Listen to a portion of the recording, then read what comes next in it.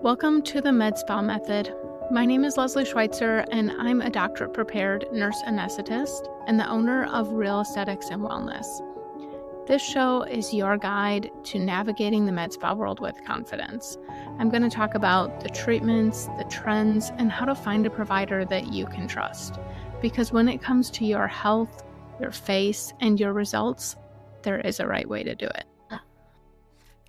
In this episode of the Med Spa Minute, I want to talk about something we are offering now called the Food Analyzer. And what this test is it's a test for IgG food sensitivities. And it's a test that tests for 286 foods from 13 food groups. And the test comes along with a consultation with our nutritional counselor, and how this has become such a very beneficial service that is not offered in traditional medicine, but beneficial to everyone who has tried it. It has become such a game changer, especially for those people who have just weird things that people otherwise cannot explain. IgG food sensitivity is not the same thing as when you have an IgE-mediated immune response. That's when you have an anaphylactic style reaction to something. So we're not talking about people who eat peanuts and their throat closes. We're talking about things that your body just secretly hates, things that you feel like you can eat, but then you end up with some inflammation from it, or from some sort of irritation in your body that might manifest as diarrhea or constipation or difficulty losing weight. And it's hard to pinpoint what these things are that are so bothersome to you. So sometimes these things manifest as skin problems, energy problems, trouble with weight loss, bloating, brain fog, diarrhea, constipation, I kind of already mentioned, chronic joint pain, acne, rosacea, and autoimmune flare-ups. So these foods, even if they're healthy foods, even if it's strawberries, these could be things that bother your body and you don't even realize it, which is why this test is so valuable. Testing for 286 food antigens from 13 food groups is an incredibly wide net that's being cast to zoom in on or narrow down what could possibly be causing these symptoms for you in your life that you haven't even thought to examine. And this became kind of a passion project for me because my daughter struggles with food allergies. And I'll get into that in a little bit. But I want to go through kind of how we got there and how we developed this process, kind of through the lens of a parent who was trying to figure out what's going on with their kid. So this is just a topic that's like a passion for me because individualized wellness matters. When we were trying to figure out what was going on with my daughter, we took her to a couple of different doctors, and the closest we could ever get was, why don't you cut out dairy and why don't you cut out gluten and see what that does? Because we know that dairy and gluten are so inflammatory and irritating. But with doing this test, we were able to find at least 15 things to cut out. And it wasn't like fruit as a whole. It was like strawberry and pineapple. Why don't we cut those things out? We already knew dairy and gluten from what our doctor had told us. And then a couple of other things along the way that were tested as well. And what was really cool about that was that it didn't just say that dairy was bad. It said Parmesan cheese was acceptable. So it gave us enough wiggle room that we were able to not just cut out dairy as a whole, but be smart about it. And we can still have pizza night as a family with Parmesan cheese. So, like I said, a little bit of a passion project for me personally. And I think that's why I wanted to bring this episode, is because it's been such a game changer in our life. Some examples of things that people commonly react to on this test are things like dairy, gluten, eggs, certain types of nuts, maybe tomatoes, certain fruits, maybe sweeteners that are bothersome to your body. For my daughter, it straight up said cane sugar was bothersome to her. So we have started to limit that, and we've seen massive improvement in that. So what this test is it's a quick blood test. You just need 1 tube of blood drawn, which is only 8 cc's, which is less than a teaspoon. So a tiny bit of blood drawn, and within a week, we've got your results, and we'll set you up with our nutrition counselor to go over those results. So what that appointment might look like, it's a virtual appointment. And what that would look like is she would say, you've reacted to these foods and you've been highly reactive, so I'd recommend that we cut them out. And here are the substitutions for those. And then she might say, and you're a little bit reactive to these foods, so I would just recommend that you don't eat them as often. Maybe cut them out of your daily life, but use them as a treat here and there. Or when you're at a gathering, if that item is being served, it's okay to eat it. Just don't eat it all the time. And that's kind of how that appointment would go. And then you'd also be told, and these are the foods that you kind of have the green light on. Go ahead and eat this as much as you want. It's not going to bother your body. So let's go through some examples. I have a couple of patients that come to mind for me with examples of foods that they've had to cut out and what they've had to substitute them with and what they've been able to substitute them with successfully. So I'm going to go through those with you, and I'm going to do that, obviously by keeping their information private so that we continue to be HIPAA compliant as a medical spa. But an easy substitution, often we see that people are reactive to peanuts. But then we get a report of what nuts are also tested for and safe to eat. So maybe if you're reactive to peanuts, you might be okay to have almonds, macadamia nuts, cashews. And so we would provide you with a list of those nuts that you could have instead. And what I have found now, since we've been offering this test, is that there are a lot of alternatives to even peanut butter. There's peanut butter alternatives such as almond butter, cashew butter, and even mixed nut butters as well. There's often even candies. There's little chocolates that you can get that are filled with almond butter instead of peanut butter, like the traditional Reese's candy. So you can easily swap out that peanut for a different nut that is something that you can handle, or that isn't going to set off an inflammatory process in your body and make your knee pain worse, or your weight loss a struggle, or your Hashimoto's hard to have under control.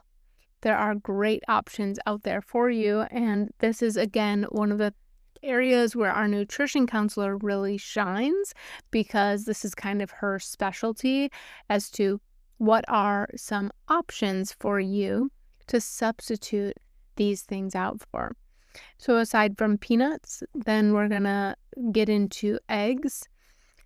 Eggs, oftentimes most of us are eating chicken eggs. So if you can't handle chicken eggs, perhaps you can handle duck eggs or quail eggs. And even if you can't handle any of those egg products, there are other options, like Bob's Red Mill makes an egg replacer, which is great for cooking recipes. And for my daughter, I know that she can't handle chicken eggs, but she can very easily handle flaxseed. And there's a quick recipe for a flax egg, which has been a lifesaver in our house, where you take just a few tablespoons of ground flax meal, mix it with some water, and let it kind of turn into a gelatinous substance. And then you can put that into your baked goods, and it adds the same kind of fluffing quality that you would get out of adding eggs to your baked goods. Now, of course, you cannot scramble up some flax meal. It wouldn't taste the same. So we do have to give her different breakfast options than scrambled eggs, but it's been a wonderful addition for us.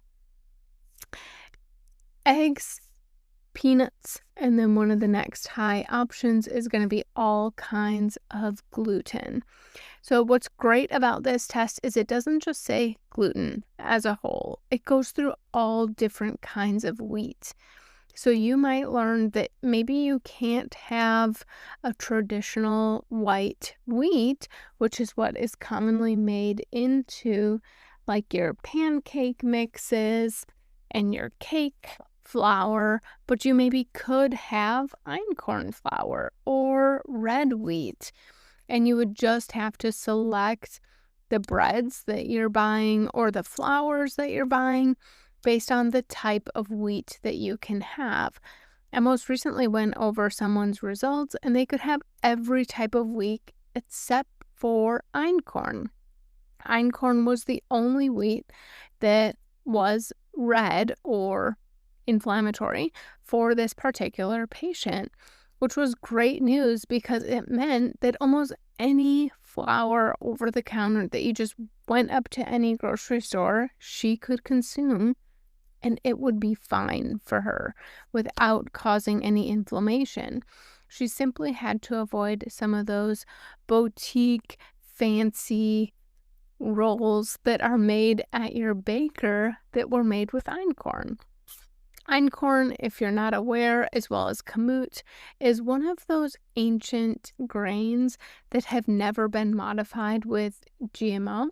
So a lot of times they're kind of elevated in our thought process of what type of wheat might be healthier. And if you could imagine, kind of put yourself in this patient's shoes, someone who's trying to lose weight and do better, you might find yourself going to these local bakers and buying the most expensive einkorn sourdough or kamut sourdough because you're assuming that these are the least genetically modified, these are the best for my body.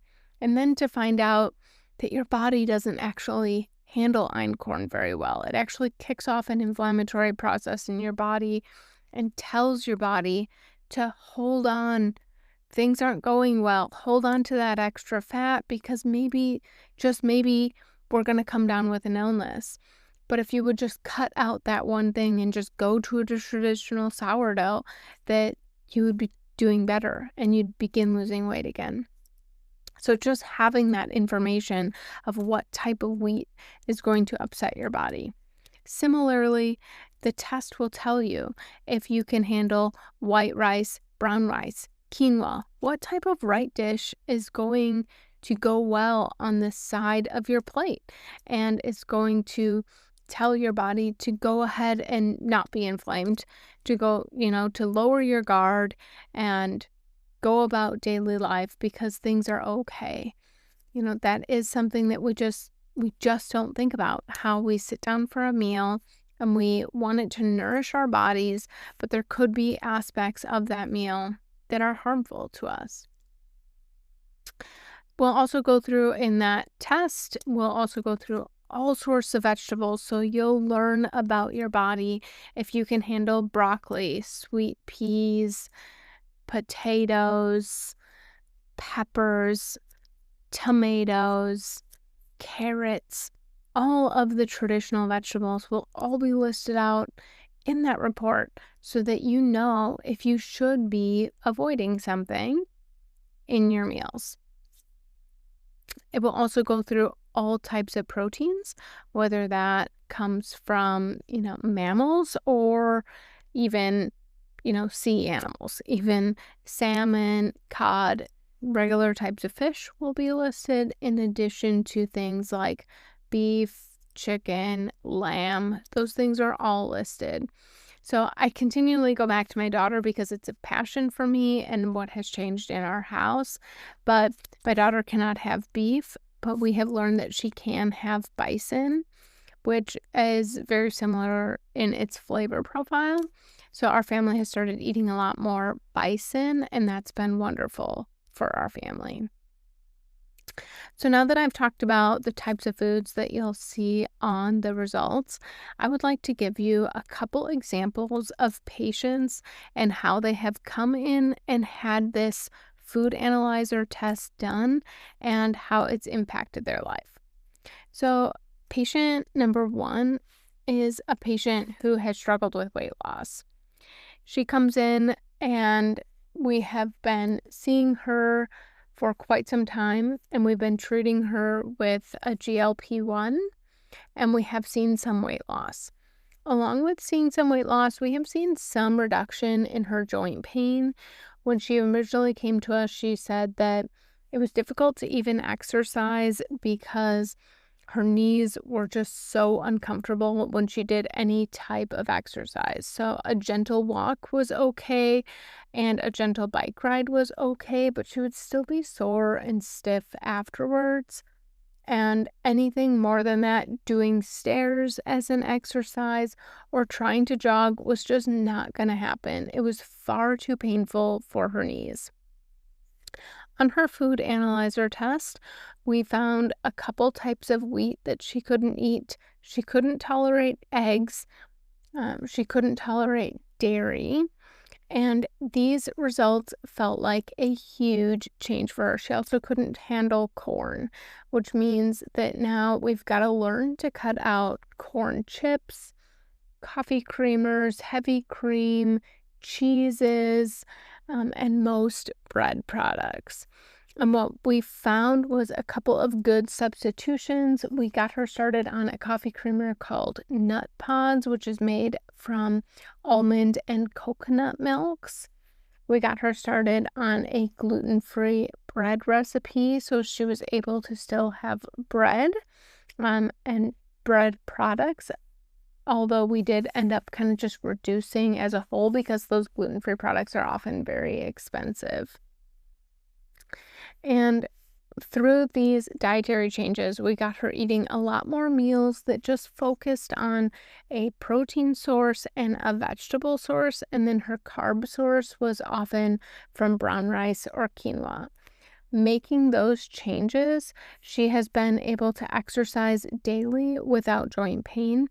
She says she can tell her knees, which were so very sore early on in her journey, are smaller in size. She felt that they were just chronically swollen and their swelling is now decreased. And she's now also able to go for a light jog, which is a huge win.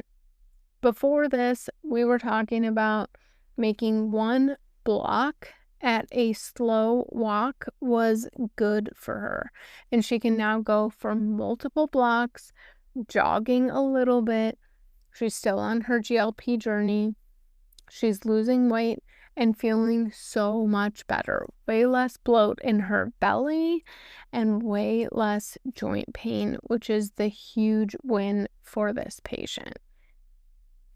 Patient number 2 is another female with something called lichen sclerosis, which maybe you've not heard of, but lichen sclerosis is something that often happens to women when they're getting into menopause, when estrogen dives off and the body is left kind of reeling in this change. What we see during that change is the genitalia actually changes color. We often see the skin losing all of its pigment and turning white, becoming very fragile, breaking open and bleeding, and being very painful. Along with that brings painful bowel movements and painful urination because the tissue is so friable. We also see an increase in cancer rates of female type cancers because of the change in the tissues due to the estrogen dive. This patient came in, she had been treated with the classic lichen sclerosis treatments. These treatments include heavy steroids and then often some form of barrier creams, which might even be like a diaper cream, like a zinc-based occlusive cream that's placed to protect the skin, which is becoming very friable. These patients are often told wear loose-fitting clothes and organic underwear to allow for a lot of breathing in the area. And while this isn't where I meant for this podcast to go, I do think it's important because in this patient, her life changed so much with this diagnosis. She had daily discomfort in a way that she couldn't talk about openly with anyone in her life. She couldn't tell her coworkers it was difficult to go to the bathroom or difficult to even sit for long periods of time. She couldn't tell her friends and family because it's embarrassing. And she was doing all of the things that her doctor told her would make it better with very minimal change. When we ran the test, we found a couple of things that could easily be removed from her diet. Again, the heavy hitters, corn, gluten, dairy, had to be removed. And along with that, a couple of protein sources. So we made a couple of simple swaps. Again, we got her started on a dairy-free coffee creamer, which for her needed to be something a little bit thicker and more luxurious than the previous patient we discussed. So we got her started on just straight coconut milk in her creamer, the kind that comes out of a can and is thick and luxurious, along with some sort of sweetener. We just got her a plain old coffee syrup like you'd get at a coffee house. Mix that with your coconut cream that comes out of a can, and she had a delicious coffee creamer that didn't tell her body to be inflamed and irritated. Then cutting out gluten for her wasn't a big deal because she wasn't a big sandwich gal or a big toast gal. So cutting out the gluten wasn't a big deal. She also didn't really care for burgers. So we could swap her out for something like a grilled salmon or a grilled chicken, along with whatever her family was having on the grill if it was burger night. So we just plain cut out bread altogether for her. Cutting out corn just meant cutting out corn chips for her. She was still able to have some decent potato chips, which for her ended up being kettle-cooked potato chips that came in a non-inflammatory oil like avocado oil, and she did wonderful with that. So making these 3 easy swaps, swapping out, I should say, the bag of chips that she bought, swapping out her coffee creamer, and swapping out what she ate on the grill when her family ate, meant very quickly ease to go to the bathroom. Sitting still for a long period of time was no longer uncomfortable. And a massive change in the quality of life for this patient with a disease that is otherwise managed by heavy steroid use and a guessing game of what will or will not normally be a bother or be an inflammatory source to this illness. And the last patient that I'll bring up is a patient who again came to us on a GLP journey. He came in looking for a weight loss solution, has struggled with weight for a very long period of time. He's tried all of the healthy diets, and he noted right off the bat that he did the best with weight loss when he was doing something called carnivore. Carnivore is a diet in which you only eat foods that come from animals.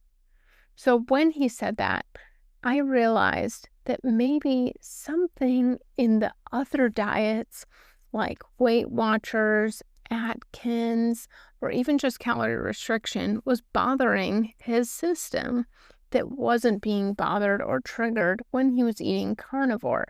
So I suggested that we run the food analyzer test. When we ran the food analyzer test, he had a number of fruits and vegetables that were bothersome to his system.